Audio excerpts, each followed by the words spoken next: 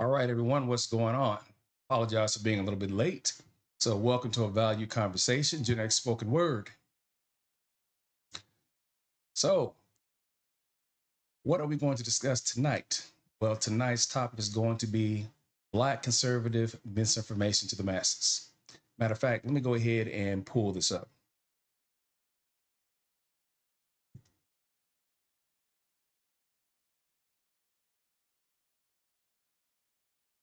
There we go. And let's bring up the slide.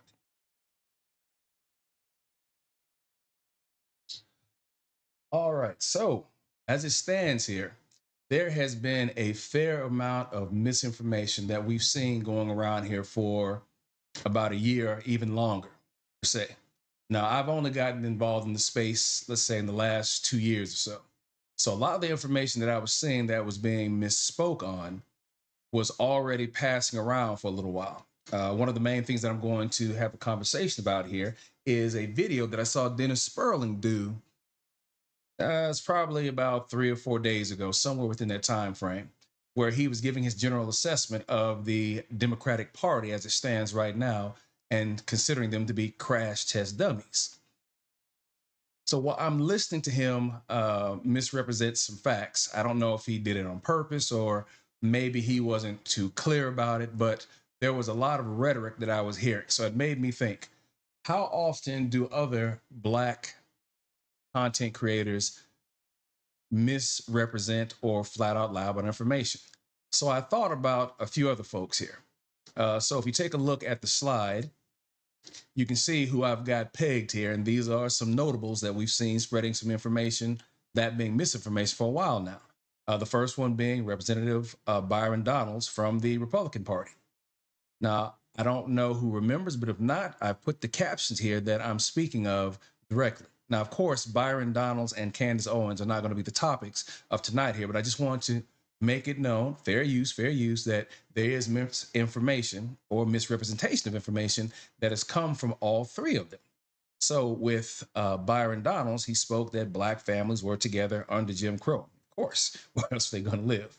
But all jokes aside here, yes, the Black family was together, but the way that he presents it, it's about context and it's misleading because when you look at it as a whole, Blacks did not live well, did not prosper well under Jim Crow or under segregation, under racial discrimination. So to say that, oh, well, they were stronger, the marriage rates were higher. Okay, yes, that may be true. No one's going to deny that because, again, Blacks were only allowed to marry Blacks at the time until there was some legislation passed. But still, at that point in time, that does not mean that we lived good as Blacks under Jim Crow. That just meant that within our communities, as we stayed together, yes, we did fine in that respect. But what about the overall aspect of life itself? What was that? Miserable and horrible. But again, that's why I put under him the statement of being misleading. Next, we have Candace Owens. Now, of course, through the presidential race last year, somehow the narrative got started that Kamala Harris wasn't Black. All right, so that is just flat out and demonstrably false. To add to that, I published a video not too long ago under the title, Yes, Kamala Harris is Black. And I provided all the information substantiating her lineage. So for those of you who are not familiar with this, Kamala Harris was stated as being, well, she's not Black. I think she's Indian, but I'm not really sure. Did she just start becoming Black? Did she just become Black all of a sudden? These are the words of Donald Trump. Now, not verbatim per se, but he mostly insinuated that she had never once considered herself to be Black, which I proved was also a lie. So in the end, getting back to it, when Candace Owens started making videos talking about, oh, she's not Black, this woman who's in this picture with her is not actually her grandmother, this is a paid actor, her grandmother died 4 years before she was born, Candace got it all wrong, didn't even research it properly. So I won't go any further into that. I'll just simply make the statement right now. It was a damn lie. And now, the topic of today's discussion is Sperling. This was one of many false and misleading claims that Dennis made. This one being that Martin Luther King Jr. was a Republican. Now, I scoured the internet like most folks would have done, and sure, you're going to find some billboards that someone would have put up saying, oh, he was a Republican.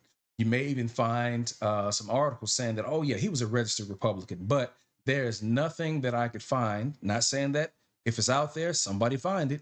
But overall, there was nothing anywhere stating that Martin Luther King was ever a Republican.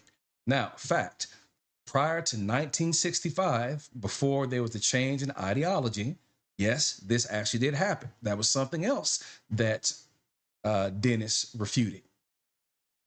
Prior to 1965, the last remnants of the Democrat and Republican Party were seen. What were the two issues that finally made the switch in party ideology? The 1964 passing of the Civil Rights Act, along with 1965, where they passed the Voting Rights Act. Now, for the Democrats who had inside of their party still from age of old, we're talking about going back 100 years, you had the Dixiecrats, who were internally a fringe party that was still part of the Southern Democrats, who again were primarily against integration of schools, integration of the military, and basically civil rights for blacks. Now, by this time in 1965, after those two acts occurred, the exodus had already been taking place over about 10 years or so. So the majority of the last of the Southern Democrats and Dixiecrats had jumped ship, with maybe a few stragglers still hanging in there for an additional 10 or 15 years, thinking that there was still a way to go back with the Republican Party, or excuse me, go back to the issues that the Democratic Party was known for. But I'm getting ahead of myself.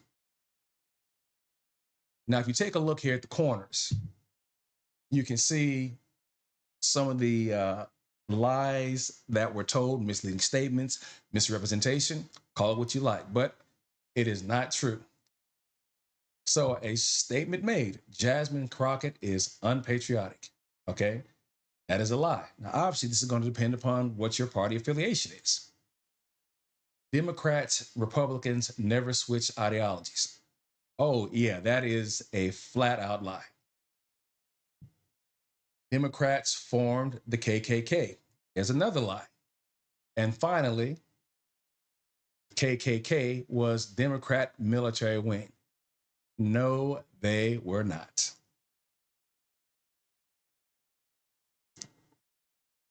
So what I'm saying here, folks, is that it's amazing what people will believe if you don't have anyone actually come out and make a statement to go against that. And that's something that I've seen here readily in the space that I've seen for, again, the last couple of years or so. You can literally sit down and have a conversation with someone, provide the information in front of them, and instead of accepting it, they'll say, well, those facts are wrong. But after that statement of the facts being wrong is made, nobody actually contends and proves why they're wrong. Nothing is seen. Just a moment. Need to make an adjustment here.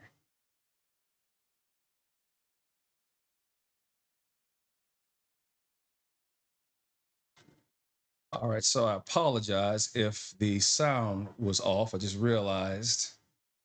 Here we go. I need to set my speaker back.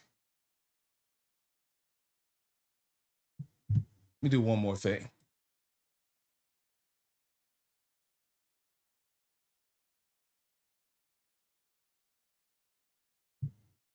All right. Hey, sorry guys. Just got over here to bringing up the chat. Dude, what's going on, man? Appreciate you for stopping in.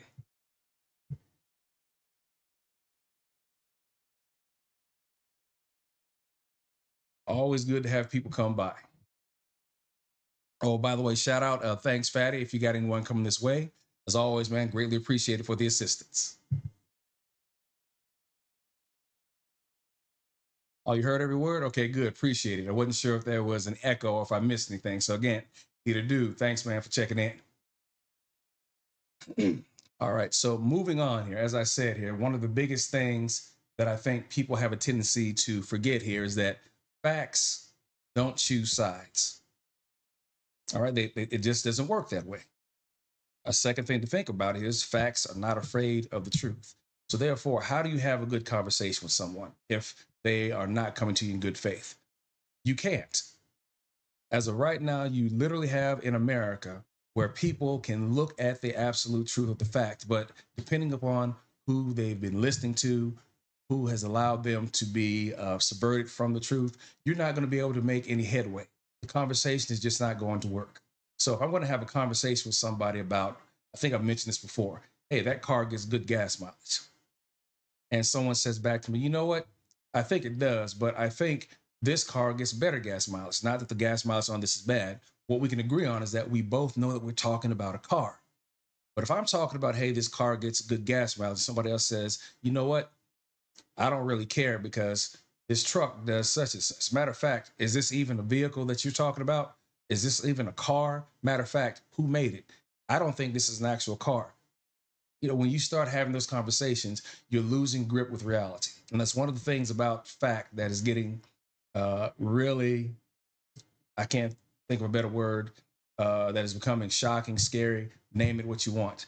You literally cannot convince folks of what is true if they believe otherwise and won't allow themselves to see different. Hey, Jason, what's going on, man? Appreciate you checking in also. All right, so enough of my ranting here. So what I want to do is go ahead and jump into the video that I caught here with, let me set this up. Yeah, that I caught here with Dennis Sperling. So as I said before, Dennis got on a mile-long hike about some things that I literally thought, okay, I can't let this fly. I just can't sit here and listen to this guy throw these lines out here. There is no truth in this. But again, he's got a lot of followers. He's been associated with a lot of folks inside of social media.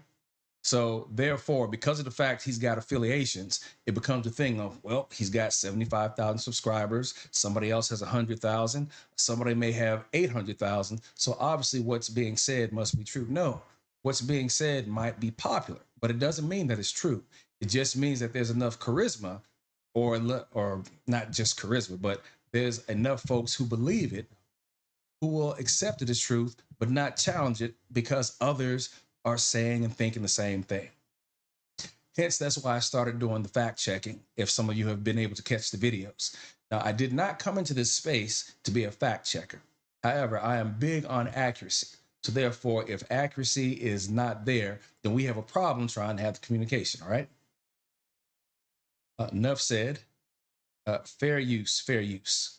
Oh, by the way, again, if you take a look in the description, I've left the information as far as the timestamps of where Dennis just got on a roll and just started talking absolute madness. All right. But again, there's too much to go through. So that's why I left you the timestamps in the event that anyone wants to go through the video on their own and have a look at it. Now, what I've got here is just some things that, again, I found to be particularly egregious that I want to go ahead and have a discussion about.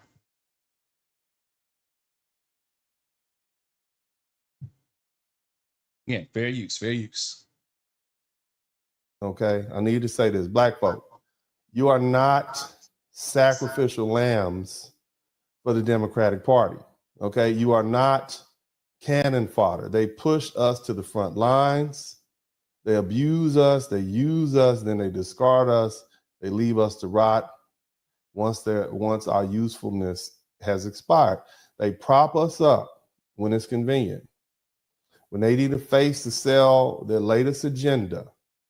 But the second our value diminishes, they toss us aside without a second thought. How many times do we need to see this play out before we wake up? Just look at the disgraceful spectacle of Al Green.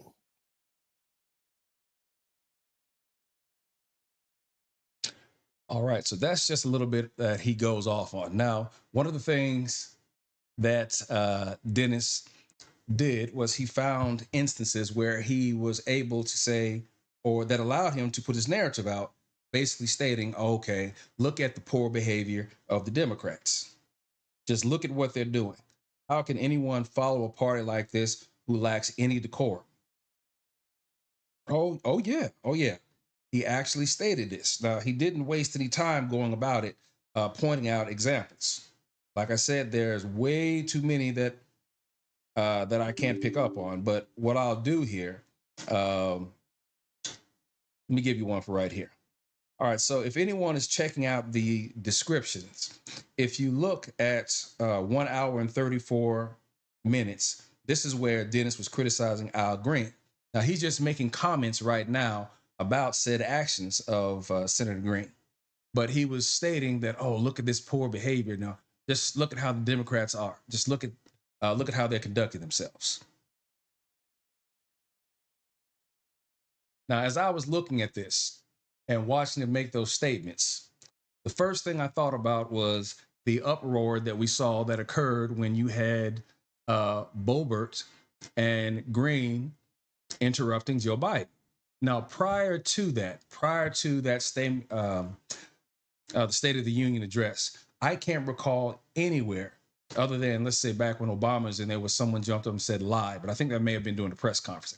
I don't think that was State of the Union. I think that was a press conference. But when have you ever seen anyone stand up and interrupt the State of the Union? MTG and Boebert were the first folks I ever saw that. I mean, literally get up and show their entire ass, pardon my language, but just get up there and be disruptive. So, of course, Senator Al Green got up and said his part. Was it disruptive? Yes. Was it out of the norm for decorum? Yes, it was. Was it needed? No, it's going to vary depending on who you talk to. But again, what I found was it was hypocritical of Dennis to criticize Green when just the following year, two of the folks in the party that he now affiliates with conducted themselves in the same manner. Call it what it is, hypocrisy.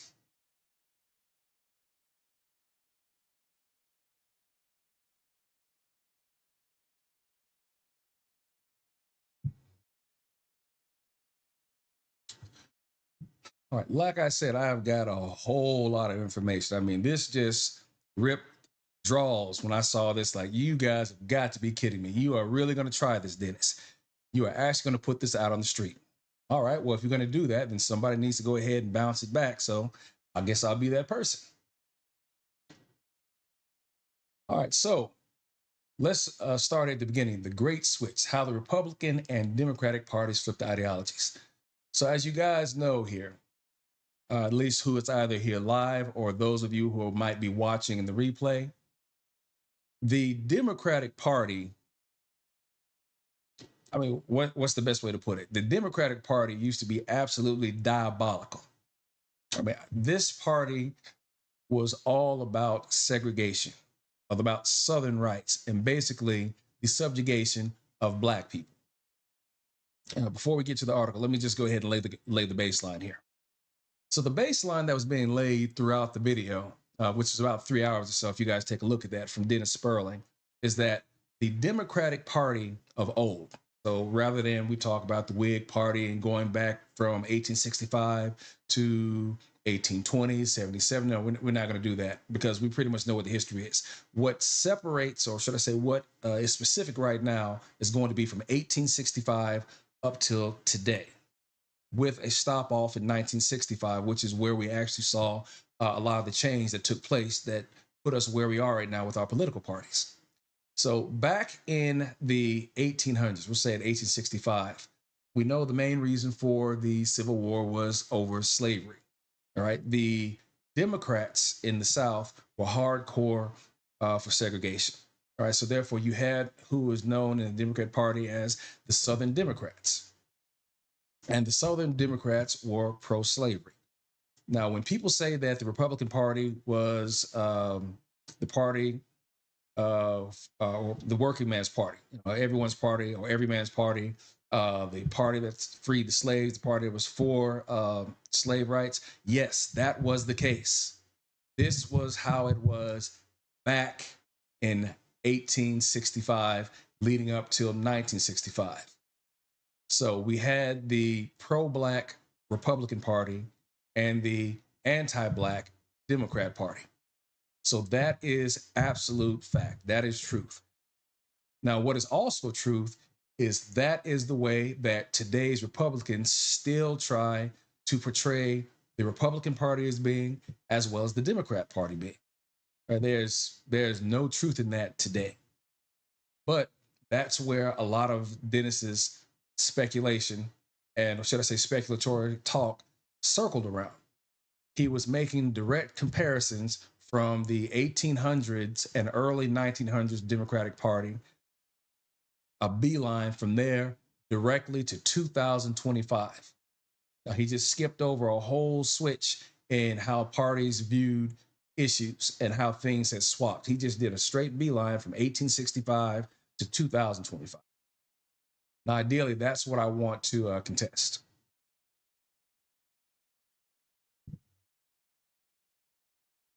So it even starts out and states here, the Democratic and Republican parties have not always had the same ideals that they have today. In fact, America's two dominant political parties have essentially flipped ideologies in the time since they were founded. So if you're picking up what I'm putting down, for anyone who's still live in the chat, I know there's just two of us right now, but go ahead and put a one in the chat if you're hearing what I'm saying here. I'll say it one more time. In fact, America's two dominant political parties have essentially flipped ideologies in the time since they were founded. Put a one in the chat if you heard me say flipped ideologies, because that is something, again, that Dennis Sperling contested and said, no, no one has flipped ideologies. That Democratic Party is still the same party as it was before.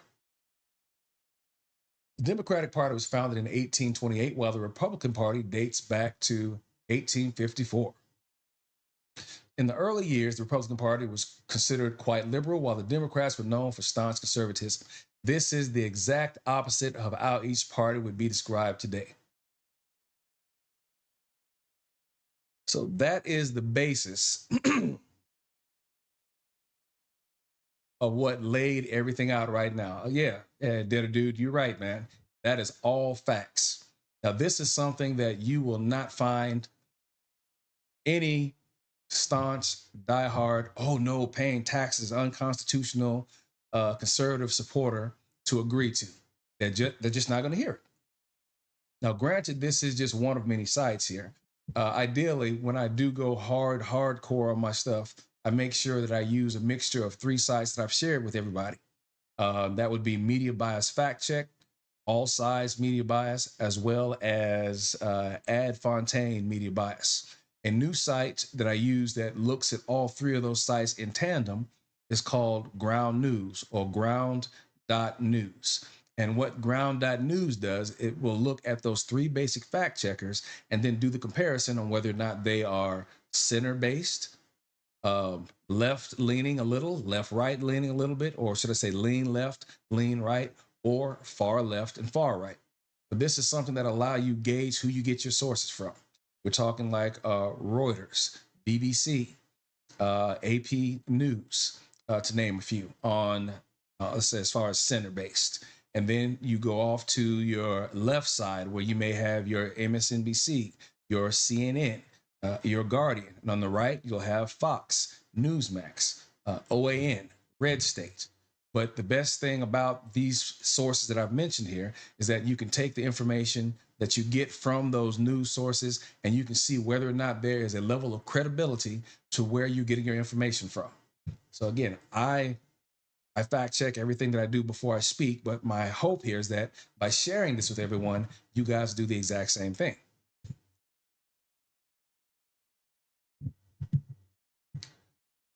All right, so moving into this here, so we can see that there's the ideology that talks about where each party was in the past and how they stood as far as slavery went. So the Republicans were the abolitionists that were against slavery. And of course, they were the Democrats, again, who were pro-slavery. And again, they were slave owners. Now, don't get it twisted. You had slave owners who were in the North also.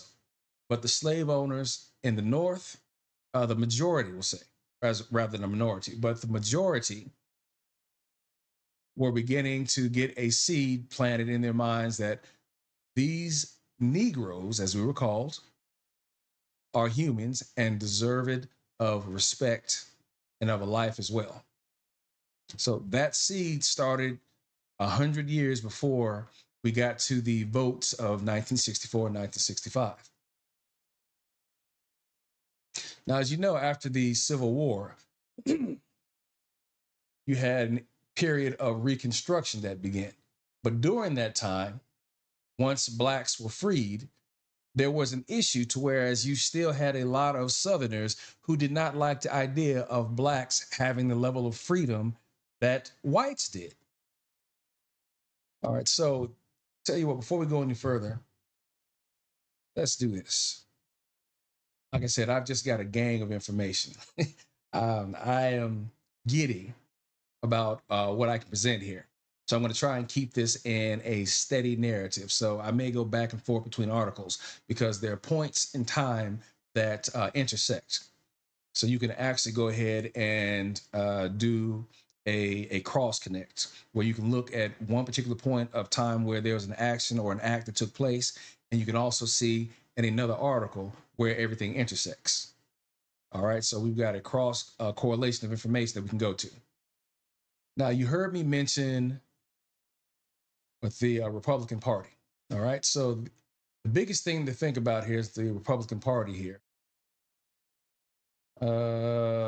Is that, again, they were all about providing for the slaves. They want the slaves to be free. They want them to have rights like everyone else. They were abolitionists. They were pro for the slaves. All right, they were anti-slavery.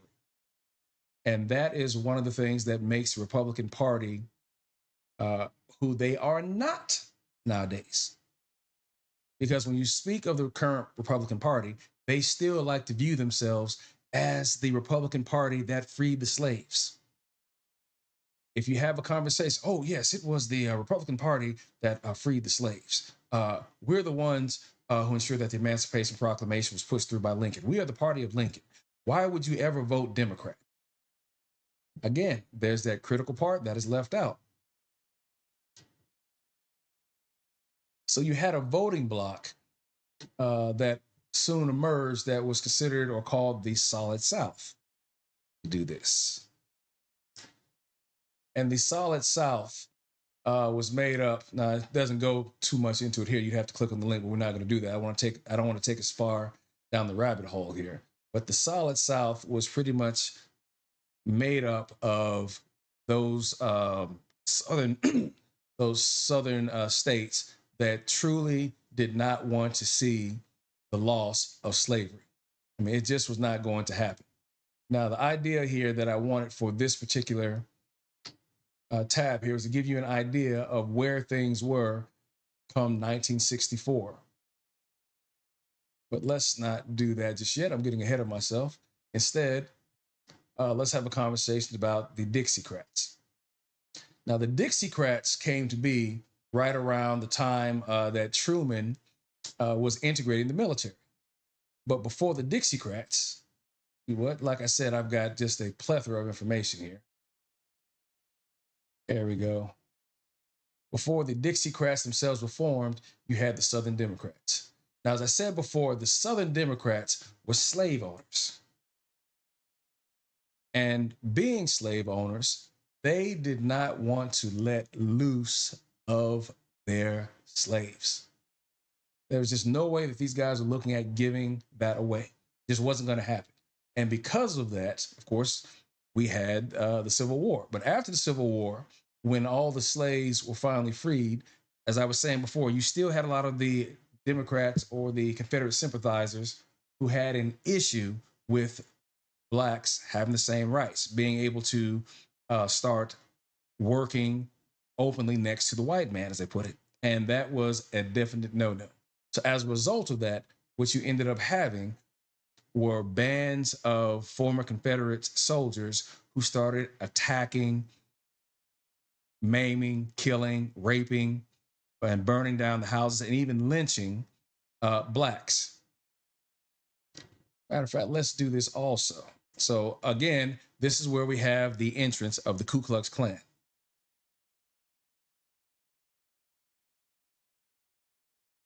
me see if I can find an article. Now, as I said before, Dennis Sperling made the statement that the Ku Klux Klan was the military wing of the Democratic Party, and also that the Ku Klux Klan was the Ku Klux Klan was founded by the Democratic Party. None of that was true. Now, how do I know this? Well, because of the fact that I'm from Tennessee. And back in 1982, if you were in 7th grade, the book they gave you was called Our Tennessee. And in that book, Our Tennessee, you learned that the Ku Klux Klan was founded and created by Confederate soldiers in Pulaski, Tennessee. Let me bring up something from Politicism, which again is another fact-checking based website.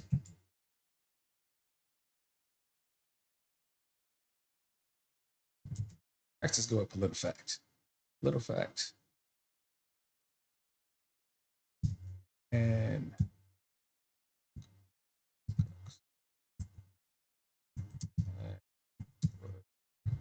formed by Democrat. It even sounds silly just to hear yourself say it.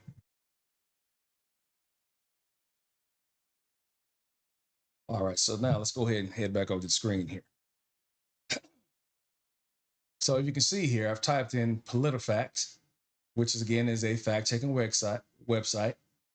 PolitiFact and could have been a plus sign if you're into Boolean operators. PolitiFact and Ku Klux Klan was formed by Democrat Party. No, the Democratic Party didn't create the Ku Klux Klan. You can't be any clearer than that. But even in the last year, last 2 or 3 years, you can still hear people. I think Ted Cruz even tried to say that the Ku Klux Klan was formed by the Democrat Party. Absolutely not. Again, you guys can see for yourselves. But you can go down the page here, and you can see where it states Democrat Party did not found the KKK. Ku Klux Klan not founded by Democratic Party. I mean, you can just keep going through here and just click on it, and you'll see more information stating that it is further from the truth, not a fact. But since we're here, let's go ahead and just open this up. So here is the statement again. Somebody tried this back in October 2017. And we have ads again. The KKK was formed by the Democratic Party. And over here, you can see where it says false. And then it goes into a little information of who was telling this lie back then. You saw that Donald Trump and a whole bunch of white nationalists were trying to use this cadence. Oh yeah, the Ku Klux Klan founded, or the Democratic Party founded the Ku Klux Klan. And others, again, as I said before, the same thing that Dennis Sperling has stated. Yeah, the Ku Klux Klan was the military wing of the Democratic Party. Back in 2013, Virginia State Senator Stephen Martin also claimed that the KKK was created by Democrats. See how easy it was for people to tell this lie, but the information was right here. But again, if you don't fact check, you're not going to see it. So therefore, the rhetoric gets passed from one generation, one House, one Senate to the other. The Republican lawmakers soon retracted the statement after PolitiFact Virginia started to investigate the origins of the KKK. Now, as you go through here, again, this article was put together mainly just to make sure that people who are short on time, meaning short on attention span, could come here and verify this information if they did not want to accept what was being told to them.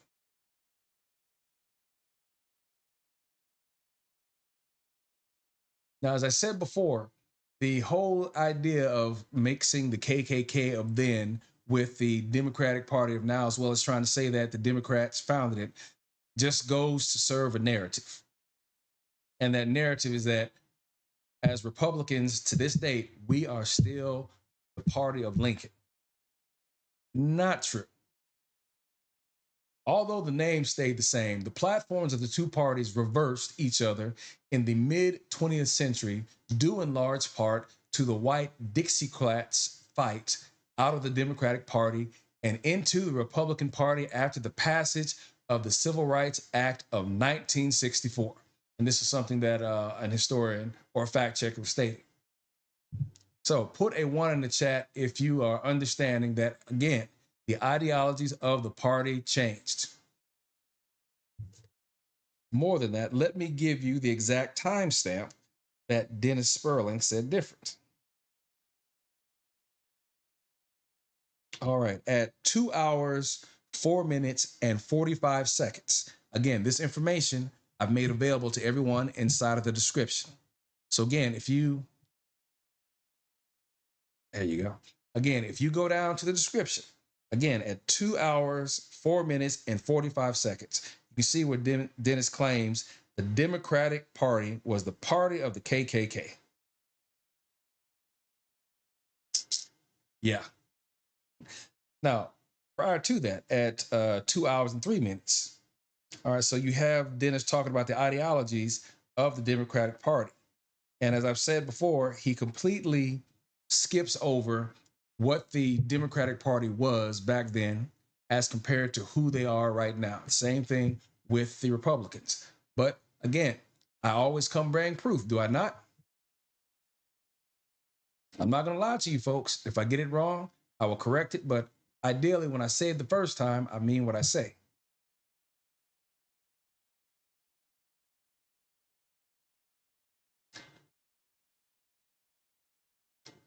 Now, as I said before, the Democratic Party of old, these cats were absolute trash. All right. We as Democrats were diabolical, to say the least. Back in the mid 19th century, various clans in the South acted as a strong arm for many local Democratic politicians. The Confederate general, believed to be the KKK's first grand dragon, even spoke at the 1868 Democratic National Convention. By the time the Civil Rights Act became law, the Democratic Party supported so-called liberal causes that had been the banner of the Republican Party. Now, here's where we're talking about the disconnect from 1868, and this passage here is referring to 1964. While some Democrats supported the KKK, there's no evidence the group was founded by their political party, and context matters. The anti-Black Democratic Party of yore, meaning yesteryear, is not the party that Hillary Clinton belongs to today. And again, this PolitiFact here is from 2017. Overall, we rate this statement false, and false is how it will stay. So, anybody have any questions in the chat before I go any further? Are we in agreement that the KKK was not founded by the Democratic Party, nor was a military wing of the Democratic Party? Can we agree on that? Drop a 1 in the chat if you believe that we can agree on that as a yes, or put a 2 in there if you want to say no. Stand by here for a second. Show me what you got.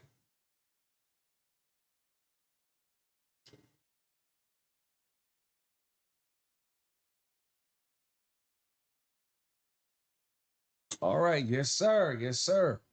We know that this is a lie. So, as I said before, all you have to do is simply go back a quick search and you can get the truth. Now, I will say this. The algorithm works as such. If all you want to see is puppies, then puppies is all you will see. However, if you happen to go outside your comfort zone, choose a different topic, once is enough, it will flood the zone with that. But again, facts do not choose sides.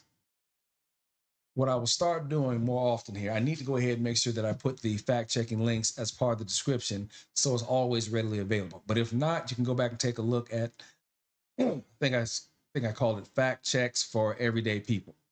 If you go back to that one, you're going to find all the necessary links here. And with those links, if you were to watch anything that Dennis Sperling does, or anybody else, Candace Owens for that matter, you will be able to find mistruth in the words being spoken. Because again, I have no doubt here that this level of misinformation is taken as fact with it. All right. Again, check the description, take a look, and see what you find.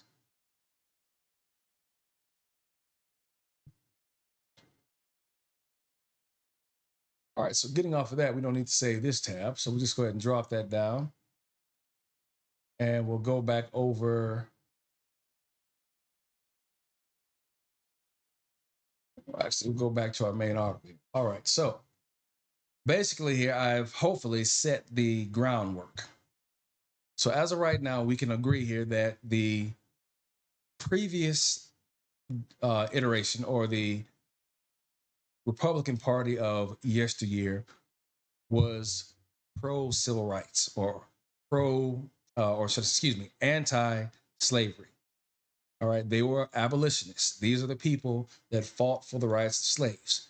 But also understand that with the Ku Klux Klan working in tandem with the Democratic Party, again, the belief of the Democrat Party and the Ku Klux Klan were aligned. These folks, although they worked hand in hand, one was not directed by the other. They both shared the same interests. They had similar interests, which was making sure that Black folks did not survive or get out of line and knew what their place was. You know what? Let's go ahead and step back on that a little bit more, because there's a history of how things went down after the Civil War. Now, again, Blacks were able to, in some small fashion, maybe own a little bit of land that they farmed. Some Blacks even went back to work for their former masters after the Civil War, depending on where they were, because they were destitute for jobs. But in certain areas, Blacks were actually coming together, thriving, and making their own communities. Now, as I said before, you had a lot of activity from the Confederate soldiers who were joining the Klan. And what were some of the things that some of us, if you're old enough to remember, I was again born in 1970. So at that point in time, the Civil Rights Act and the Voting Rights Act was still fresh, right? It was still fresh, but it was to the point that I still remember as a child hearing my grandparents talk about, oh, I hope this doesn't bring the Klan around, or hey, so-and-so said that the Klan was in such an area. Now, of course, I have never in my life seen the Klan in the area where I lived. But I remember my grandparents having conversation with folks who had actually had run-ins with the Klan, who had seen houses burned by the Klan. You know, this is just conversations that I can just barely remember. But there was a lot of Klan talk when I was born and throughout the 70s and up to the mid 80s. Now, if you don't know this, all you have to do is look up the Ku Klux Klan, look up anything online that talks about burning crosses, Klan going into Black people's houses, dragging them out, beating them, whipping them. And of course, there was lynchings. Now, this is all stuff that went on throughout the South predominantly. Poppy, what's going on, man?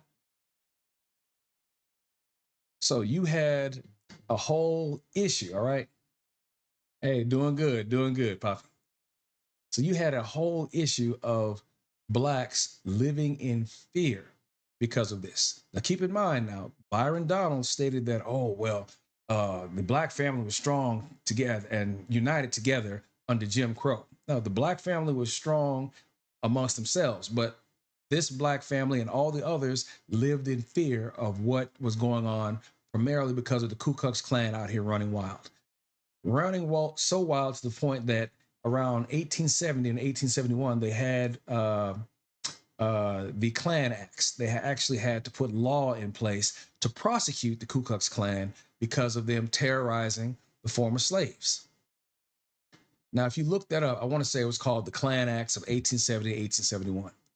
But ideally, you had prosecution of the Klan.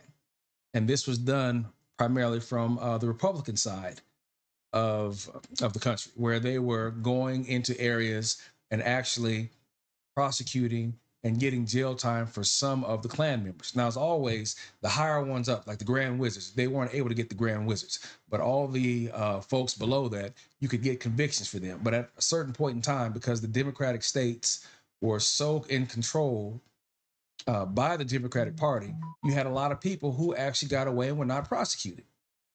But the act did slow down a lot of the lawlessness that was going on here. Now, one aspect I can speak of, and you can do your research here, Wilmington, North Carolina. Now, the big thing about Wilmington, North Carolina, if no one knows about that, is that this was a town where you had found tranquility. You had found balance, where you had blacks and whites who were actually governing together. Now, is anyone else here familiar with the topic of Wilmington, North Carolina?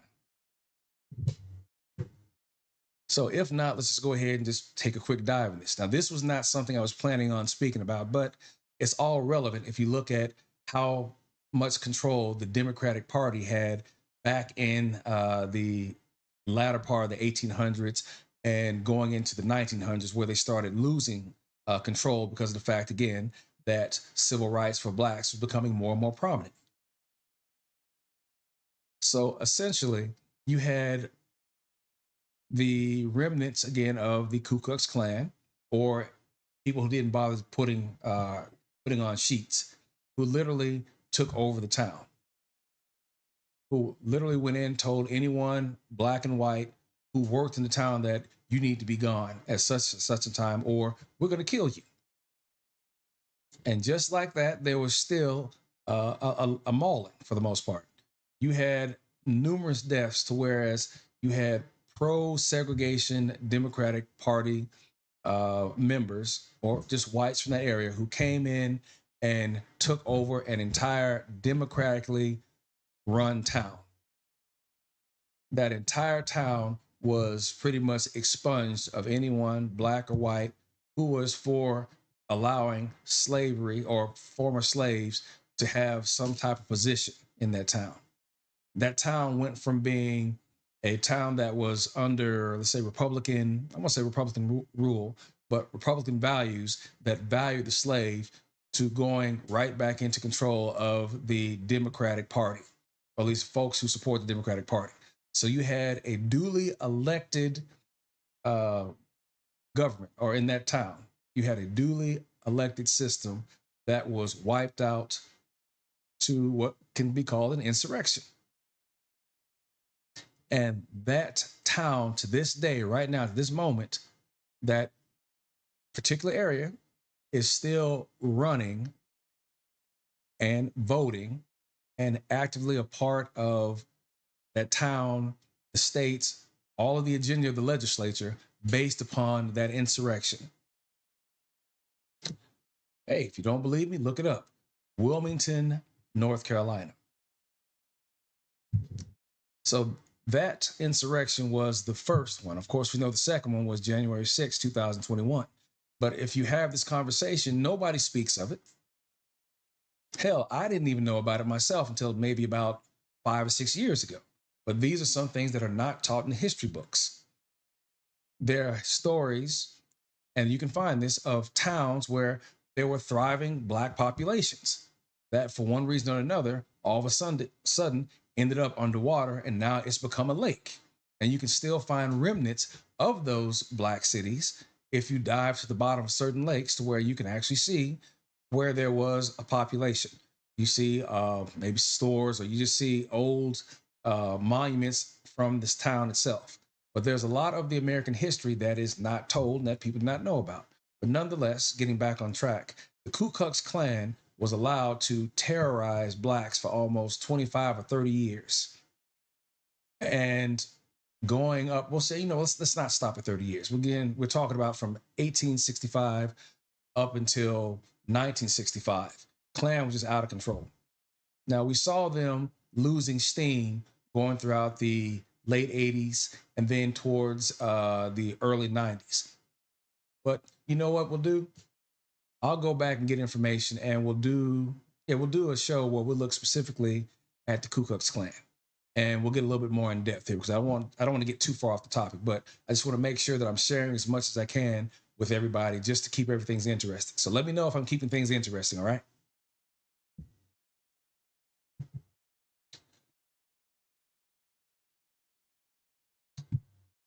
Okay, so I think I've done more than enough to pretty much lay it out to where things were at the time when the economy crashed in 1929. Now, as it says here, when the economy crashed in 1929, the Republican president, Herbert Hoover, opted not to intervene, earning him and his party the ire of the American public. Franklin D. Roosevelt, a Democrat, sensed the need for change. So here's where we're going to start seeing where the concept of let's try and take care of everyone. Let's look at welfare for all Americans. This is where things started, where that seed was planted in the Democrat Party, so it aided the shift that we're going to see in about 10, 15 years. He campaigned on a promise of government intervention, financial assistance, and concern for the welfare of the people. He won the 1932 election by a landslide. It was FDR's campaign policies that caused a major shift in the party ideologies. Now, once again, do you see where we are seeing continual, continual references to a shift in the party ideologies? Or I think we've been through a couple of documents already, and I've stated this many times that there was a shift. Dennis Sperling, again, said that there was no shift. He said there was no shift. All right. But a few documents we've already seen that, yes, there was. Don't you love facts? Republicans oppose everything about FDR's government. Now, again, this Republican Party that we're speaking of, let me make sure I bring this back on the screen for everybody. This Republican Party is still the party of Lincoln, or at least it's starting to die out. But remember, they are fiscal hawks. So even though they were for the slavery, for civil rights, there was still an issue of money that these guys still looked at. Again, Republicans opposed everything about FDR's government. Primarily, they saw the growth of large government as harmful to the Federalist foundation of the nation. This too has come to define the ideals of the Republican Party.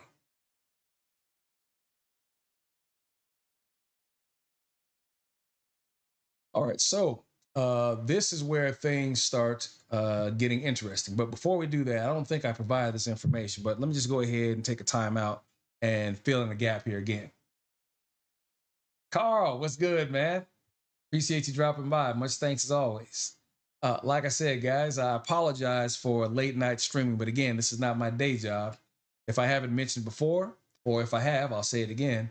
My primary job is information technology. Right? So I'm an IT guy. I have a small company that I run, but I spend most of my time during the course of the day trying to keep everything above water because it's a small businessman with a lot of change we're seeing right now with contracting. So when I get time after I finish my actual work, this is when I spend some time working on getting information together that you see in front of you right now. And then, of course, if I don't stream the very next day, and if it's high on my list to get it done, hey, Fatty will give me a shout out. Hey, John, send me the link. And I go ahead and I do what I'm doing right now. So again, I appreciate you guys for rolling through. Excuse me. So as I said here, let me fill in another gap. So who remembers the movie A Soldier's Story? It came out in 1984. That was one of the first movies that Denzel Washington had starred in. So if you don't remember that, the movie, for the most part, I think Harold Rollins was in that now. I believe he's passed on, rest in peace. Harold Rollins was a black officer who was sent down to a black regiment to find the killer of a senior non-commissioned officer. So the big thing about that is that this was going on during World War II, or at least the latter years of World War II. So based upon the construct of the movie here, his job was to go in and interact with black and white soldiers to find the truth. Now, of course, the character who's doing the investigation was a black Army captain. He was also part of the legal team, or I guess the legal unit, the legal corps, but he was a lawyer.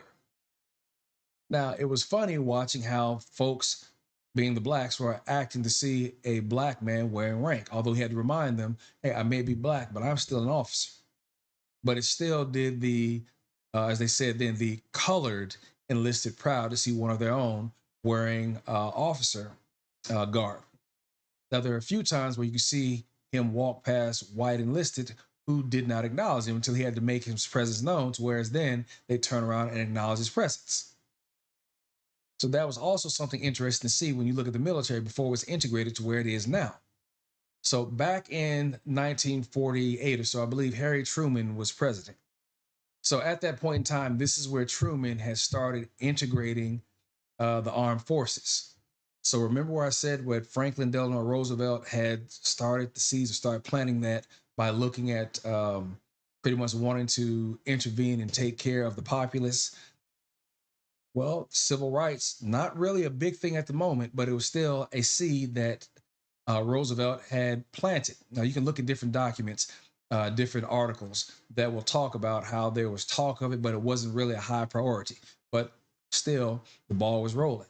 So by the time Truman got involved, Truman had more or less decided, okay, yes, we are going to, at this point in time, we are going to integrate services. Let's start the desegregation. Now, switch back to our Democratic Party. All right, not our beloved Democratic Party right now, but we're talking about the Democratic Party of racists, of segregationists. They are not thrilled to death at all. Now, at this point in time, you have Strom Thurmond, who is one of the prominent members of the Democratic Party, who happen to be the founding members of inside the Southern Democrats, aka Democrat Party. They formed the Dixiecrat Party. And this party lasted about that long, I think from July of 1947 till November of 47. I think that's when the election was. I have to go back and check, but just understand that the party did not last for long. So understand now that the Dixiecrats were ultra, hell no, we ain't going to go. We are not going to support this. We do not want blacks mixing with the other services. But they had no choice. So Truman started this. And when Eisenhower was elected, he continued on with these policies. So at this point in time is where the first exodus of the Southern Democrats and Dixie Democrats started. So being that there are only two major political parties at the time, Republican and Democrat, where do you think these racist sumbitches went to when they left the Democratic Party? They went to the Republican Party. Again, this is all documented. But you can't have that conversation with certain folks. You can't have this conversation with Dennis Sperling. Oh, you damn sure can't have it with an Angry Man.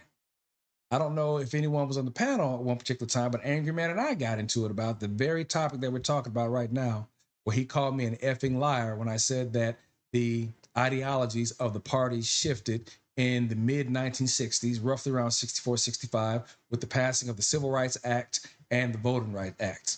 Angry Man called me a lie, an effing this, and everything he could figure out while he sat there smoking a cigar looking like Paddington Bear at the train station.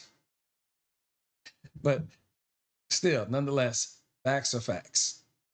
So again, as I'm filling this in, just understand that the first exodus of the Southern Democrats / Dixie Democrats started in between 1948 going up to 1964 because of the fact that there was more reverence being shown, more attention being shown towards ensuring that blacks were given civil rights and looked at as being equal people.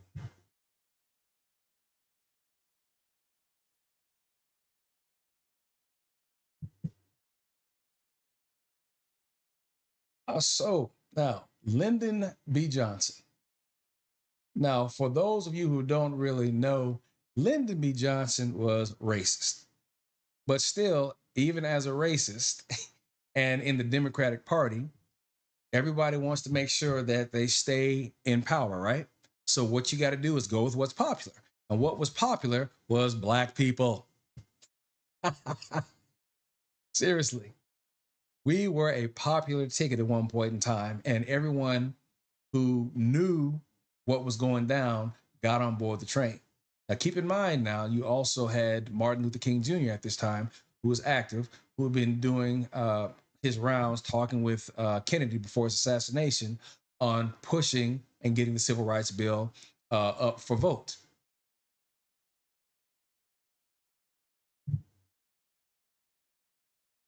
So where were we? Race, that's it was more. Okay.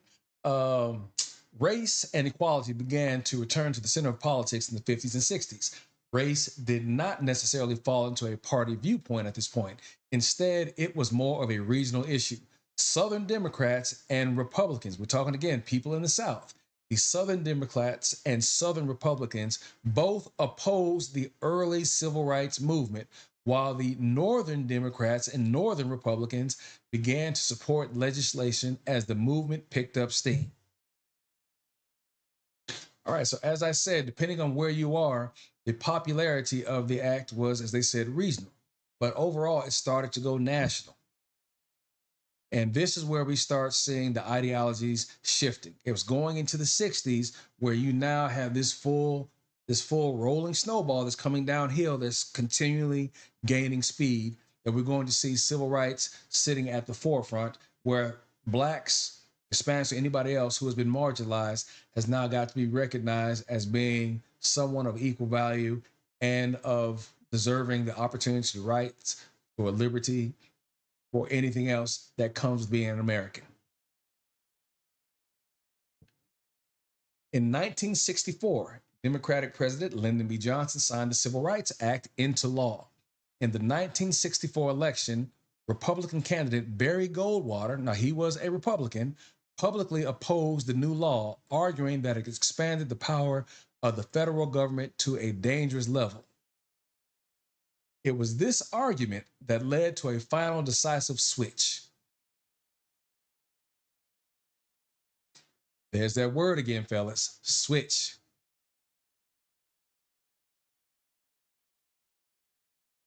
Hell, I'll say it again. It was this argument. You know what? Let's even go ahead and highlight it. By the way, shout out here. If you guys know anyone on the other side that we see in the forums here that I don't have access to, go ahead and share this video with them. It was this argument that led to a final decisive switch. Black voters who had historically been loyal to the Republican Party because of the 1866 Civil Rights Acts had already been switching to the Democratic Party. Boom.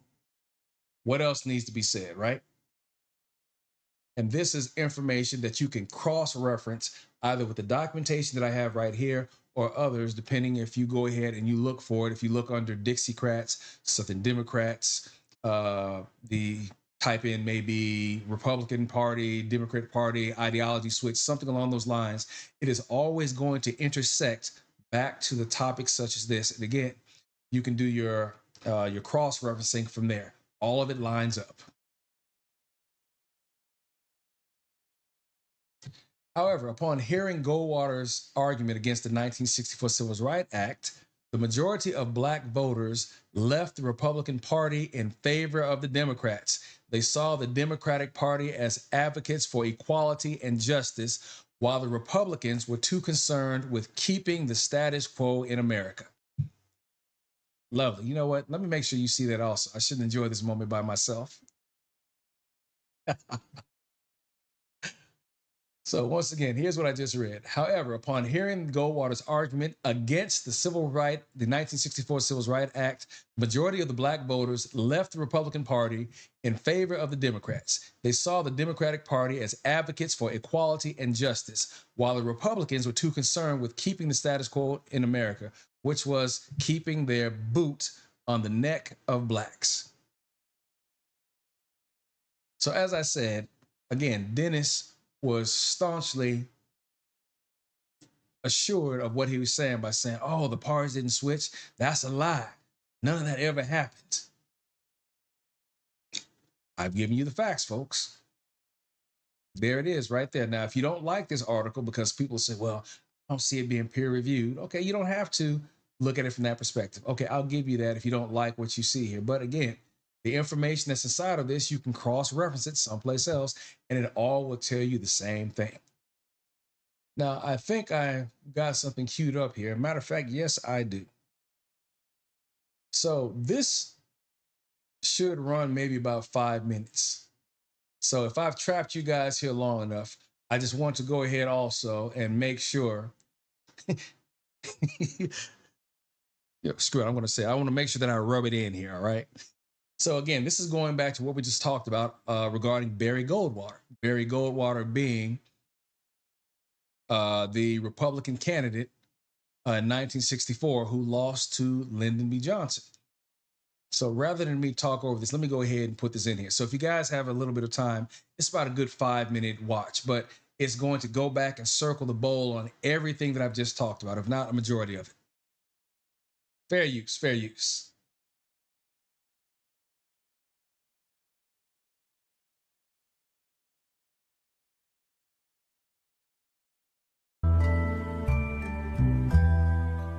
Barry Goldwater was born in Arizona, a state that didn't join the Union until 1912, so arguably imbued him with a different sense of nationalism than people born in older states.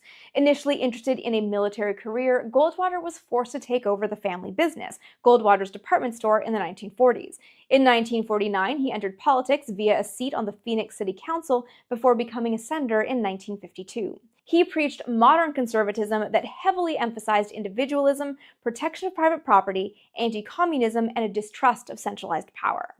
Goldwater didn't have firm presidential intentions when he published his political creed and a small manifesto, The Conscience of a Conservative, in 1960. The book became a bestseller and a new Bible for conservatives. In it, Goldwater writes civil rights, labor relations, and welfare all require the utmost vigilance and care to keep political power within its proper bounds. He points continually to the Constitution, arguing that it needs to be the land, not the modern decisions by lawmakers, courts, or politicians. He gives an example in discussing Brown v. Board of Education.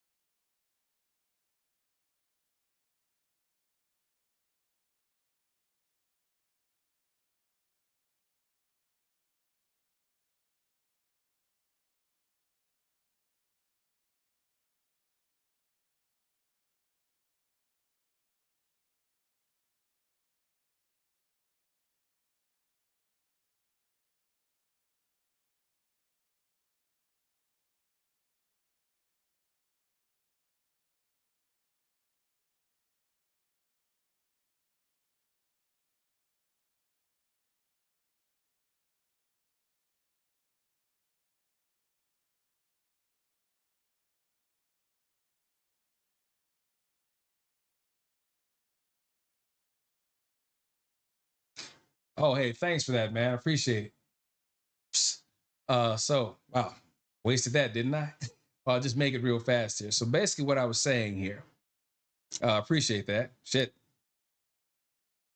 All right. So basically, what I was saying here is that Barry Goldwater wrote that manifesto in protest of what was happening, and what was happening is that you had the government that he wanted to say was making changes that were almost unconstitutional. And the reason that it was being said because it was working against the politics. Oh, I'm sorry, guys. We still got no sound.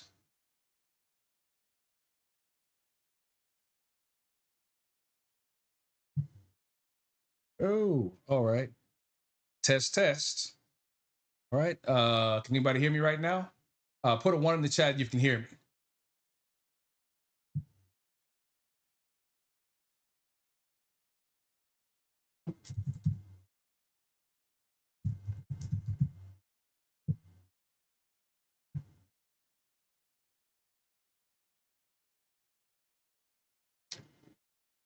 All right. I think I got some cycles up here in my computer right now. So just a second. Okay, good. Yeah. All right, cool. All right, dude, Jameson, what was the last thing you guys heard here? Go ahead and put it in the chat here. The last thing you heard before we lost you on time. All right, good. I see the ones there. We're good here. I think the last thing should have been around Barry Goldwater writing his manifesto. So I apologize here if we're getting a little bit of time out. I'm not sure where that came from. But getting back onto it here. So long story short, Goldwater is in protest of, I think it's a little bit behind here. So you guys may catch up with me. But again, there was protest here that Goldwater had as far as what was being done, as far as the Civil Rights Act was making changes to ensure that blacks were encompassed inside the rights that whites had. And so again, this was something that was going to be an issue with the Southern Democrats, but you also had elements of the Republican Party who did not want to see this happen as well. But think about this. On the side of the Democrats, where there was an internal fight, whereas no, we don't want to change, we're for segregation, segregation now, segregation today, segregation tomorrow, segregation forever.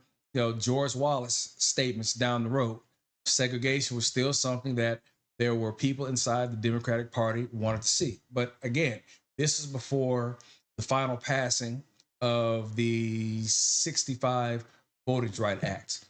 But again, we're getting another exodus where we have another dump of Democrats, or the Southern Democrats, also Dixie Democrats, who are actively leaving the Democratic Party for the Republican Party. But think about this.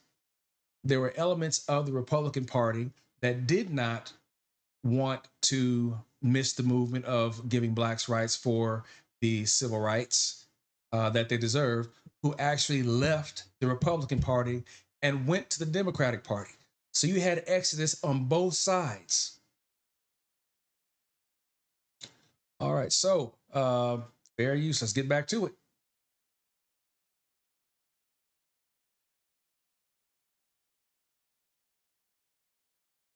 In that landmark case from 1954, Goldwater cites Chief Justice Warren as saying, "We cannot turn the clock back to 1868 when the 14th Amendment was adopted. We must consider public education in the light of its full development and its present place in American life through the nation." To that, Goldwater writes, "The court said that what matters is not the ideas of the men who wrote the Constitution, but the court's ideas. The Constitution is what its authors intended it to be and said it was, not what the Supreme Court says it is. If we condone the practice of substituting our own intentions for those of the Constitution's framers, we reject, in effect, the principle of the constitutional government. We endorse a rule of men, not laws." Because of the manifesto, Goldwater became a rallying point, not only for conservatives, but for segregationists and white supremacists as well. Republican voters adopted the New Deal decades earlier were also drawn to this new voice protecting individual freedoms and personal wealth and championing minimum government. In January of 1964, Goldwater announced his intention to run for president. Competition within the party came from moderate Henry Outlaw Jr., who won in the primaries, but Goldwater won the nomination in June, deepening the divide between moderates and conservatives. I would remind you that extremism in the defense of liberty is no vice.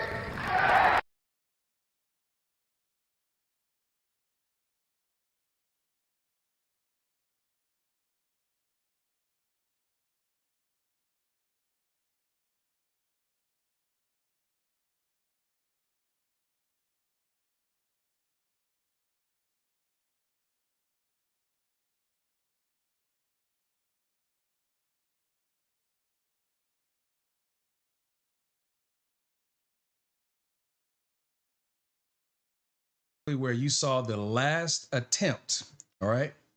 The last attempt of the struggle where you see the status quo, which was treating blacks as second-class citizens, starting to pretty much go up in smoke. So this was what they would call, what I believe, what's the expression, guys? The death rattle. So this was the death rattle of the old ideology that was leaving the Democratic Party. That cancer from 1865 to 1965. You saw the last grips of it, where after the 1964 passing of the Civil Rights Act, they were all leaving, they being the Dixiecrats, aka segregationists, were leaving for the Republican Party. And those who wanted to see civil rights be pushed and taken forward were leaving the Republican Party and going to the Democratic Party, thereby completing the switch of ideologies.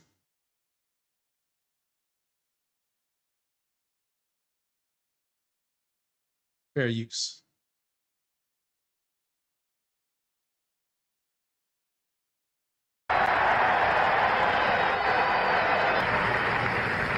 And let me remind you also that moderation in the pursuit of justice is no virtue.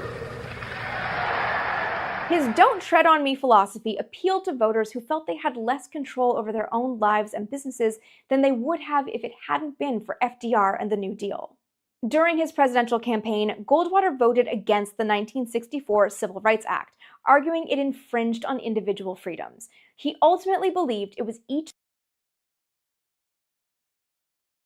All right, so you guys heard that, right? He, as a Republican, again, as a Republican, Goldwater voted against the Civil Rights Act. Now, again, I didn't hear anything from Dennis, or, even if you have that conversation with Angry Man, if you have it with Candace Owens or Byron Donalds, you don't hear them talking about the Civil Rights Act being voted against by Republicans. You don't hear that. What you hear them say is that, oh, the Democrats voted against the Civil Rights Act. And you know what? They are right. Remember now, until 1965, we still have the old element of the Dixiecrats and the Southern Democrats who are controlling the Democratic Party. So anything that is being said about Democrats were voting against the Civil Rights Act, it is true. But it's also true that even though you had Democrats who were voting against it, there was, I believe, a final call of 74 against 27. I think it was 73 or 74 Democrats, 73 for and 27 against. And one of the against was Strom Thurmond and a few other prominent Democrats who actually migrated over to the Republican Party because of the way the Democratic Party was now pro-civil rights. Again, facts. Drop it like it's hot, y'all. Fair use. Each state's own right to decide on segregation, pointing to the Founding Fathers' vision of America that kept certain civil rights down. On the prospect of Goldwater in the White House, Martin Luther King Jr. said, "I feel that the prospect of Senator Goldwater being President of the United States so threatens the health, morality, and survival of our nation that I cannot, in good conscience, fail to take a stand against what he represents." Goldwater's team did something else crucial during that campaign. They had actor turned public speaker Ronald Reagan, the great communicator known for his gift of oration, film a speech. The full power of centralized government. This was the very thing the Founding Fathers sought to minimize. They knew that governments don't control things. A government can't control the economy without controlling people.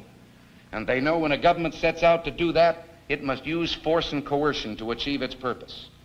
They also knew, those Founding Fathers, that outside of its legitimate functions, government does nothing as well or as economically as the private sector of the economy. The speech, as Reagan called it, or more properly, A Time for Choosing, was a hit, and donations to the Republican Party skyrocketed after it. All right, so now is a good point that I need to make mention of Martin Luther King. Now, you saw where Martin Luther King said he saw that Goldwater was such a threat to the livelihood of blacks that he himself could not push anyone to vote Republican. Martin Luther King had then begun convincing blacks who had traditionally voted for Republicans, because remember now, the Republican Party, as it used to be, was for blacks. It was, again, for civil rights, to see blacks be elevated in society and have equal rights of others. Blacks, as a result, had always voted Republican because of that. That is the main reason right now why you still have Republicans saying right now that we are the party of Lincoln. Why would you ever vote for Democrats? Because the Democrats only want to see the worst happen for you. They are racists. Remember when I said before that Dennis Sperling was tying the old ideology of the Democratic Party from 1860, 65, 75, 95, from then direct to 2025? Well, here's the contradiction that they don't think about.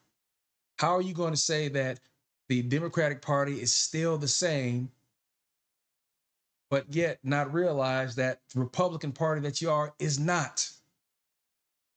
It's a toss-up. But blacks used to vote Republican because of the ideology that the Republicans were for blacks. But Barry Goldwater's statement, as Martin Luther King said, was so detrimental that he had no choice but to make sure that blacks voted for the Democratic Party, who are now showing to be pro-civil rights. The ideology swap around between two parties. So the racists, the segregationists who were part of the Democratic Party, who had controlled the majority of the South, who was responsible for the laws that were hindering blacks, when they saw the Civil Rights Act passed in 1964, they left and went to the Republican Party, who you see was now stating that we do not want to see civil rights passed because it changed the structure of the country and what the founding fathers intended. Okay, that was a racist view because remember now, when everything was written as far as the Constitution, blacks were not considered, which again shows that you still had folks who were not ready, willing, able, and refused. Racists left the Democratic Party, went to the Republican Party. Republicans who wanted to see civil rights passed and a change in country and government left the Republican Party and went to the Democratic Party. Shift complete. We shouldn't even have to bury that hatch anymore, right? But before we do, recall that I made the statement that Dennis Sperling said that Martin Luther King Jr. was a Republican. Now you recall that, right?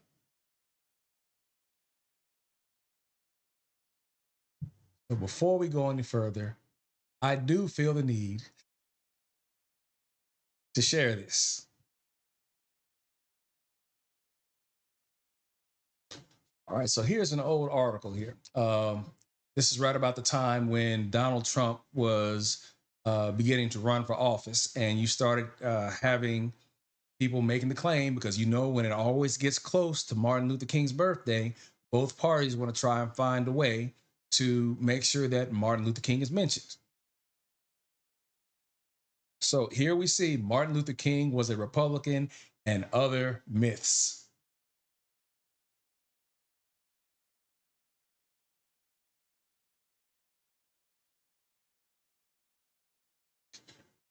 The Reverend Martin Luther King Jr. was a Republican.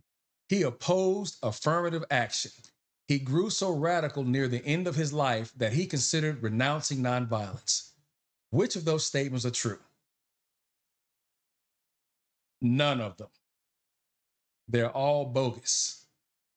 But that won't stop them from circulating among some Americans as Martin Luther King Day approaches. Again, this was an article that was done back on 18 January 2016.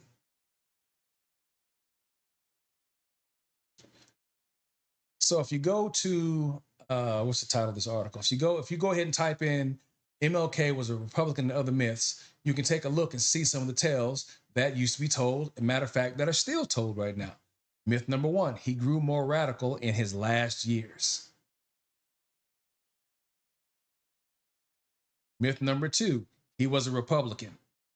No, he was not. Matter of fact, Martin Luther King went as far to say that he did not associate with either Republican or Democrat. He even went as far as stating that he felt that there was a failure amongst both parties to address the needs of Black people. More so he saw when I believe George Wallace was running for president, or actually I think that may have been after he was assassinated. But nonetheless, he saw a trend even amongst the Democratic Party that there were still elements of folks who did not want to see the advancement of Black people. But again, he was not a Republican. And of course, there's a few more myths here. Since we're here, let's go ahead and do it. King opposed affirmative action. Okay, we know that is not true. He believed in equality for all. Now, this may strike a few folks if they didn't know this, but Martin Luther King was sexist.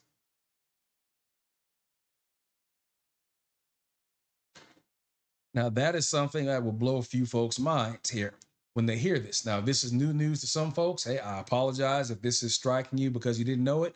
Well, there you go. So if you want, you can also do a search on Ella Baker. And I believe there's other statements that she has as far as interactions with King during the course of the civil rights movement.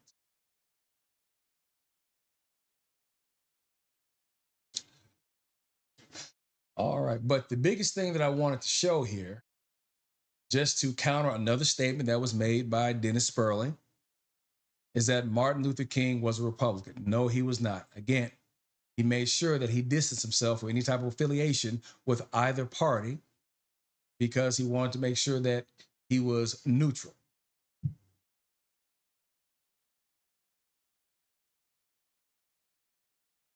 And just to show here that I am big about my cross-referencing, all right, from Britannica, here was another article speaking, oh my goodness, pop-ups. All right, here's another article speaking to the fact of, was Martin Luther King Jr. a Republican or Democrat? The official answer is neither. Now, again, yes, I agree, Dirty Dude. We are all flawed.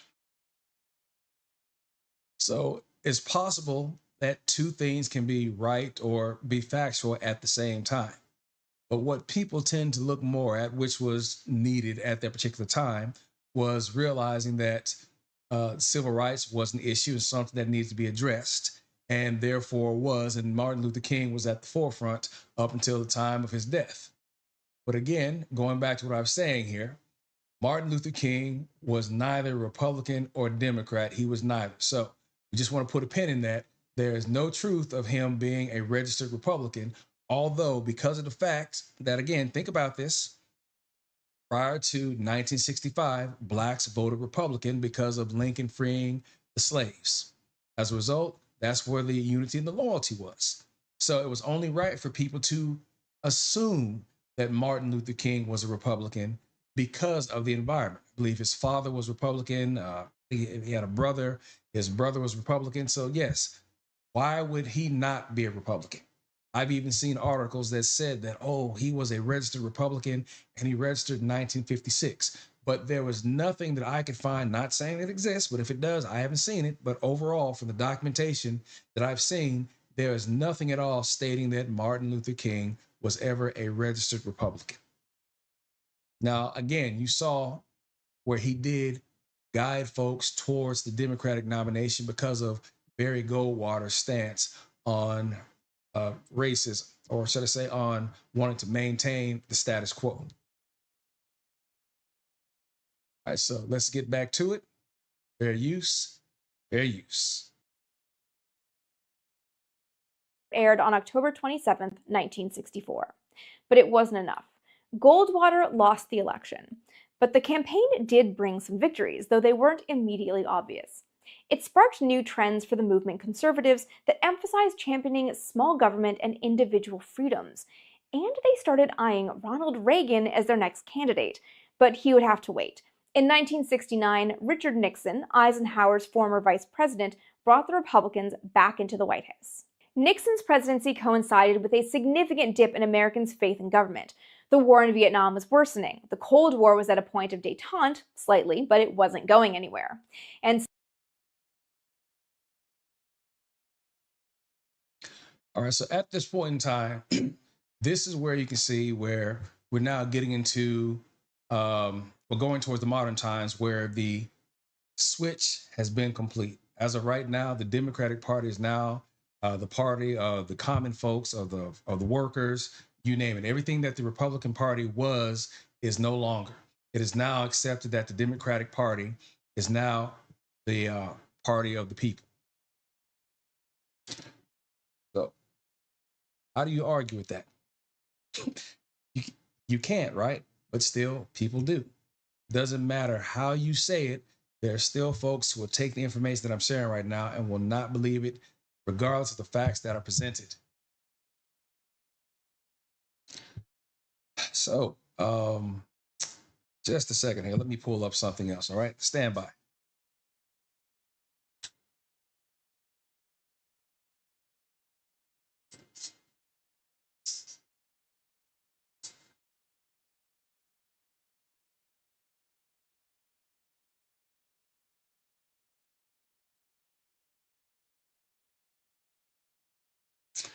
All right, I believe I've hit just about all the points I was looking for here. One of the last few things I want to do here, I just want to make mention here. Again, if you guys are able to take a look at the timeline that I provide inside the description, there's one or two more things I think I'll go ahead and mention.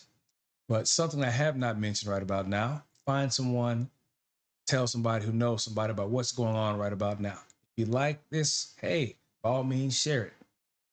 I appreciate that. And if you can, make sure that anybody else out there who wants to know about this knows about it, because this is something that we're going to do for now until we find out that I cannot do it. So I will always keep making time for it, right? So I've got to make sure that you do that. Find somebody who knows somebody, tell somebody about what's going on over here. If you like it, let me know.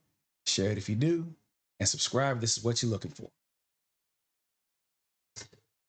All right, so again, let's look at, see, 203. I think we talked about that. There we go. So at one point in time, Dennis also talked about George Washington's farewell address. And in the address, Washington talked about making sure that we didn't form political factions or form relationships. And pretty much, if you remember James Madison, who was the fourth president, remember Madison had a statement that was America for the Americans. So as a result, George Washington, at his point in time, we had just finished fighting the United Kingdom. There was no way that he could have fathomed that the UK would be a solid partner for us in modern history. So therefore, when you look at George Washington's farewell address, everything he said coincided with what was going on then, the current landscape of the time. America had just fought for its freedom. So as a result, staying out of foreign alliances was something that he said America shouldn't do. If you had one, make sure it was brief. But of course, we know that the UK has been our partners. Now, as of this current date, as of 20 January 2025, we are on shaky ground with our partners, as everybody knows here. But again, from the time that Washington knew when he was leaving his farewell address, he didn't know that what was going to happen, which is the UK would become our partners and we would fight wars with them, would come to pass. But again, Dennis Sperling misrepresented that and eyed the Democratic Party as being, again, a detriment to foreign relations. Once again, linking 1865, 1895, 1920, whatever, directly to 2025. No truth in it. Yeah, Carl, I see your statement here. We all gravitated towards the Democratic Party for a reason. Yeah, we did. We saw that the benefits that were coming from having voted Republican as blacks, because obviously I wasn't around in 1965, I was born in 1970, but we saw the benefits of voting Republican were now going to be upheld by the Democratic Party, which makes sense. Go and vote your interest, right? And that's what blacks did. Now, funny enough, still, you cannot get blacks who are still voting Republican to accept that. But there's so much misinformation out here, then yes, you will see how easy it is for folks to believe that the Republican Party is still the Republican Party of old. It is not. We see this. Other folks outside of us can see this, but there are some folks who do not. But these facts that I'm trying to present here may not do anything for anyone. Now, if it does, it's only because you guys and myself, we take the time to show folks and try to educate them. Try and do what we can. We try and bring everyone along. Each one teach one, right? All right, there's also an issue where Sperling made the statement about Maxine Waters. Oh, here we go. At 1 hour, 34 minutes and 42 seconds. Dennis accuses Maxine Waters of aggressive speech, but yet he conveniently forgets about Donald Trump's speech that ignited an insurrection. Yeah, he actually brought up Maxine Waters, talking about, oh, she's just speaking all nasty and hard. Look at this. This is the Democratic Party. Look at how they talk. Look at how they carry themselves. But again, conveniently overlooked the fact that Donald Trump fomented an insurrection. Now, he also had a run at Jasmine Crockett, forgive me. Now, I will say that she's got a bit of a potty mouth in her. Don't get me wrong. Her heart's in the right place, but I've seen some actions from her as like, girl, you can tone it down just a little bit.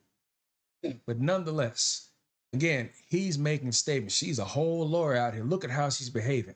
But yet, Donald Trump is a whole president up here calling people son of a bitch. You know, get this guy out of here, get this jackass. When's the last time you ever heard a president curse? I had never heard a president curse in front of a crowd until Donald Trump's era came along. Again, Dennis took time to speak of everybody else, the hypocrisy, but failed to mention that his president conducted himself in the same manner. Hey, folks, like I said, all I can do is provide you the information that I see through observable reality. Facts do not choose sides. All right, so I'm not going to do that. But what does choose sides will be the person who is reading the facts or adding their interpretation to them.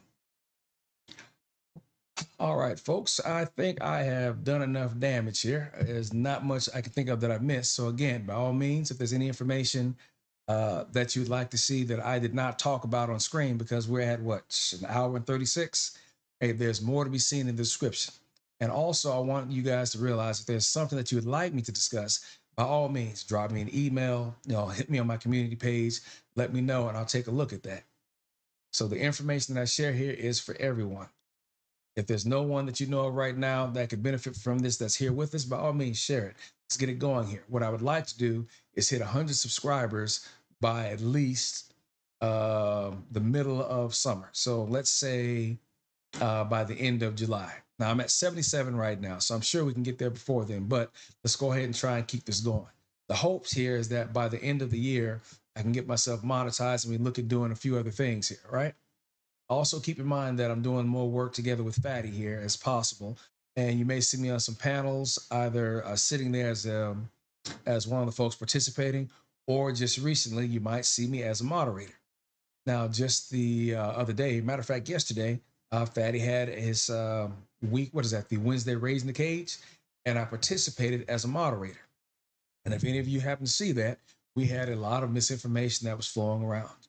There were statements being made to the point, if you didn't catch it, where I think, matter of fact, Jake, myself and Sean Antonio debated Jake and CJ a few weeks ago. And it was against Sean Antonio, myself against Jake and CJ. Well, yesterday it was just Fatty against CJ, as you were, Fatty against Jake. And as expected, the misinformation was off the rails again from Jake. And as a result, I had to spend a lot of my time fact-checking a lot of his statements. So, for example, Canada, as Jake has said, their defense was being paid for by America. That was not true.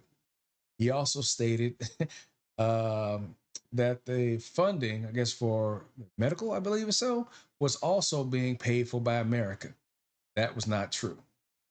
There are multiple statements that I caught that were not true. And even though both him and Fatty did a good job as far as information, showmanship that a lot of people came for was there, I made a statement at the very beginning. I was not there to grade the showmanship. I was there to grade the facts. So even though it was a deadlock between the two based upon the information presented, countering back and forth, I did put my vote for Fatty because of the fact that Jake spoke a lot of mistruth.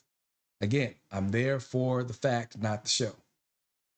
So if you see me in any panels in the future, understand that I'm in the background checking. So I will always make sure that there's going to be some element of truth that could be attributed to what's being said. So let's keep that in mind. And I'll say it for the final time, facts do not choose sides. All right, folks, that's pretty much it, man. I'm going to go ahead and wrap it up. So for final time, find somebody who knows somebody to tell somebody about what's going on. If you like it, let me know. Share it if you do. And subscribe. This is what you're looking for. As always, guys, I appreciate you stopping in and having this conversation with me. Let's keep this going, all right? Thanks again. Other than that, Jon H.E.N.R.Y out.